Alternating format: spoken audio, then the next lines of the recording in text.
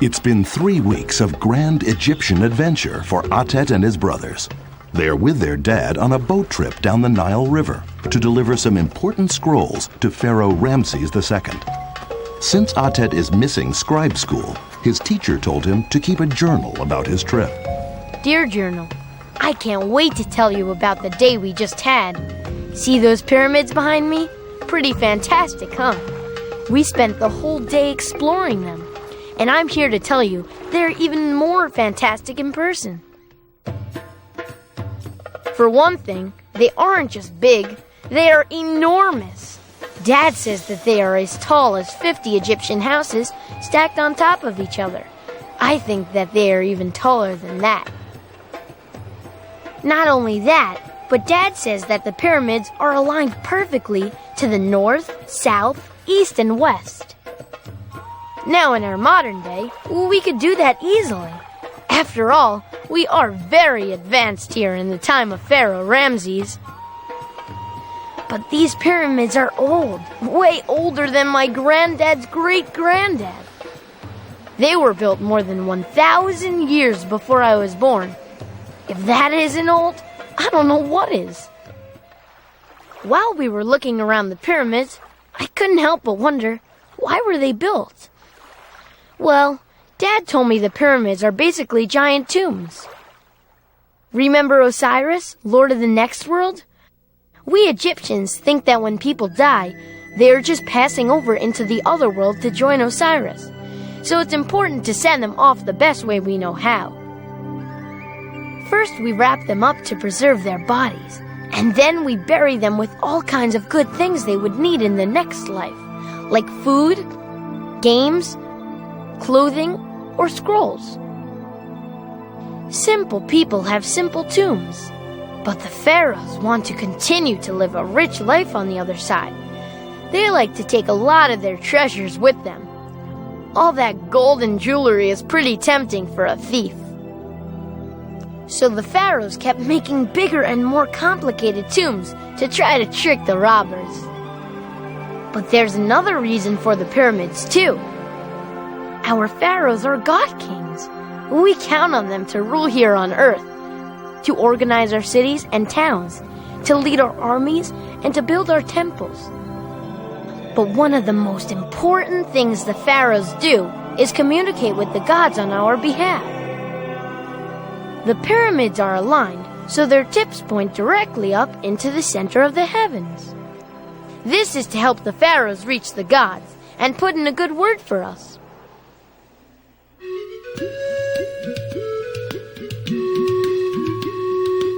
Dad says it took a lot of trial and error to figure out how to build the pyramids.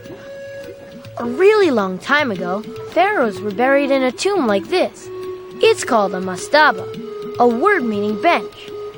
Mastabas were made of mud brick, just like our houses. They worked just fine for pharaohs for hundreds of years. But by the time Pharaoh Zoser ruled, Egypt had grown to be a powerful and rich country.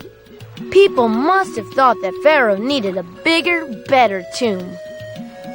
Lucky for Pharaoh Zoser, he had a really smart man working for him.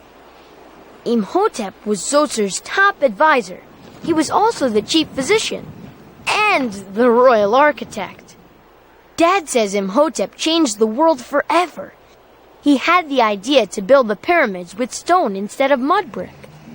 Imhotep's pyramid for Zoser started out as a giant mastaba, with smaller mastabas stacked on top. Because he used stones, Imhotep was able to stack a lot higher than he could with mud brick. His step pyramid is almost 200 feet high. Dad says this was the biggest building back then, 10 times taller than anything else around. Pharaoh Sneferu was just a kid when the step pyramid was built. As soon as he became pharaoh, he started building his own pyramid. Good thing he didn't give up easily. It took a lot of practice to design the perfect pyramid. Sneferu's first attempt failed when workmen put smooth limestone blocks on the outside walls. The blocks weren't attached too well and slid right off. So, Sneferu built the second pyramid. This time, the architect, who was Sneferu's son, by the way, used larger blocks for the outside walls. These stayed on much better. But soon the walls began to crack because the pyramid was built on shifting gravel and sand. Halfway up, they changed the angle, but it was still too unstable, so Sneferu abandoned the bent pyramid too. Sneferu's last pyramid was smaller than the first two, and the angle of the slope was reduced, but it was a complete success. They called it the Shining Pyramid. The pyramids at Giza were built by Sneferu's son and grandsons. It's easy to see how much they learned from their dad's early design mistakes. But as we explored today, I realized that it took something besides good design to build the pyramids. It took a lot of effort. See the Great Pyramid? It's made of more than 2 million blocks of stone. Dad told me each block weighs at least 2.5 tons, as much as a full-grown elephant. Some blocks near the bottom weigh as much as 15 tons. That's nearly 7 elephants. Dad told me the Great Pyramid took 23 years to build. 23 years divided by 2 million blocks. That means that they had to move a block at least as heavy as an elephant every few minutes. Not only was moving the stones amazing, but they fit together perfectly. All of these years later, and you still can't slide a piece of papyrus in there. That's some very careful work. And when they built it, they had to keep it aligned all the way to the top.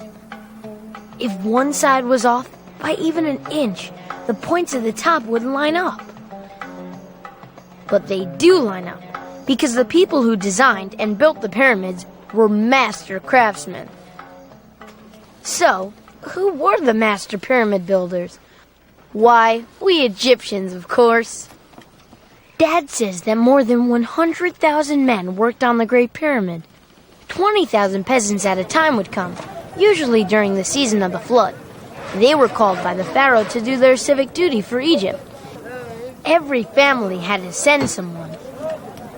They lived and worked in gangs of 100, divided into groups of 10. Can you imagine organizing everything for the workers every day?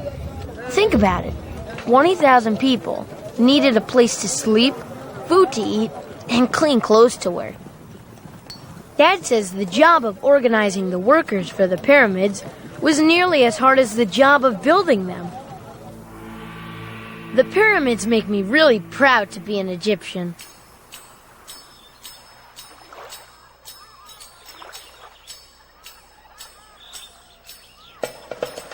It's been over a week since I've written. Yesterday we left Pharaoh Ramses' palace, and now we're heading home. This has been a fun trip, and I can't wait to tell Mom all about it. Of course, I'm sure Mom has her own stories to tell. She helps take care of the house, and is also a priestess for the goddess Hathor. She helps ladies have healthy babies. It's a hard job. Most Egyptian babies die before they are 1 year old, so parents see their children as blessings. Both my mother and father have very important jobs. Dad, as you know, is a scribe, but he's also a priest at the Temple of Karnak. Priests are appointed by the pharaoh or inherit the job from their fathers. We believe that the gods create and control the universe. The pharaoh rules over us and talks with the gods on our behalf. But the pharaoh can't be everywhere at once, so he has priests to help him out. 3 times a year, Dad goes to live at a temple for a whole month. Priests need to be clean and pure, so they spend a lot of time bathing in the special pools. Sometimes they wash 4 times a day. While they're at the temple, the priests make daily offerings to the gods and preside over other special ceremonies. When Dad isn't at the temple, he lives at home with us. It's important for priests to have other jobs too, because they are responsible for helping Egypt run smoothly. Egyptian society is organized kind of like a pyramid. The pharaoh and his family are at the top. When a pharaoh dies, the position usually is passed down to his oldest son or nephew. Pharaohs from the same family make what's called a dynasty. Under the pharaoh are the viziers, priests, and scribes. They oversee the day-to-day activities of the country. After the priests and scribes come the craftsmen and artists, stonemasons and laborers, farmers, then servants, and finally there are slaves. They have to work very hard, and a lot of them are very far away from home. Speaking of far from home, I haven't told you much about our neighbors, have I? There are a lot of other countries besides Egypt. Most of the time, we're good neighbors. We trade our food for the things that they have that we don't have. Up here to the north is where we get cedar trees to make our big boats. Here to the east is where we get our turquoise, copper, and other metals. Usually Egypt is pretty well protected from enemies by the desert and the Nile's cataracts or waterfalls. But once, a few hundred years ago, we were invaded by the Hyksos from up north. They came in horses and things called chariots, which we had never seen before. The Hyksos overthrew our pharaoh and ruled us for 150 years until we finally threw them out. The only good thing to come out of that experience was that we learned how to make chariots and raise horses ourselves.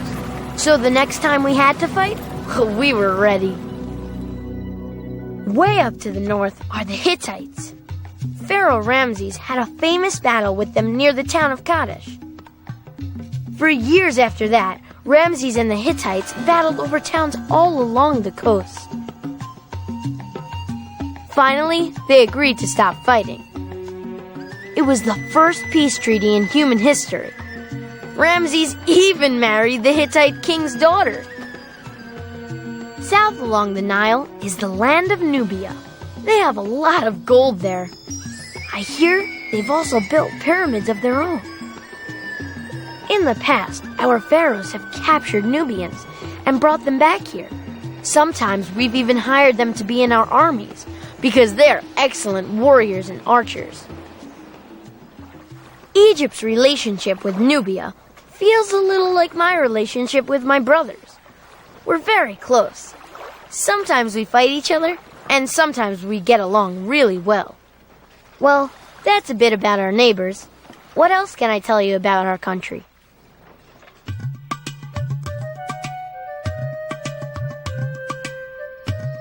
Egyptians believe that people have a cycle of life, like the cycles of nature that we see around us. The sun rises and sets, only to rise again the next day. Every year our crops go strong, and we harvest them. Then the plants die, and we wait for new ones to sprout again the next season. We think that when people die, they will come back to life again too, just like the sun rises and the plants grow. So when people die, we preserve their bodies so they can live again when they join Osiris, god of the next world. It is a very specialized job. Everything must be exactly right or the process won't work. First, we remove the internal organs. Then we cover the body with special salt called natron. This dries the body out so it can be preserved. After around 40 days, we fill the body with good-smelling spices, rub the skin with oils, and wrap it with bandages. Then the body is placed inside a coffin for its final trip across the river. In Egypt, we believe that the land of the setting sun is the land of the dead, so most of our tombs are on the west side of the Nile. These days, our pharaohs and important people are buried in the Valley of the Kings, across from Thebes. Before sealing the tomb, we perform the opening of the mouth ceremony.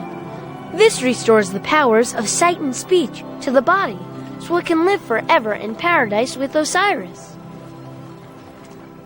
Well, have to say, I'd be pretty happy to just live forever right here in Egypt. What a great place. We've taken the Nile's gift of fertile land and created an amazing country. We developed irrigation and a really accurate calendar to track the floods. We created papyrus and 2 different writing systems. And we figured out how to work together to build our huge pyramids and temples. Everything I've seen and learned on this trip has made me proud to be an Egyptian. I can't wait to get home and tell everyone all about it.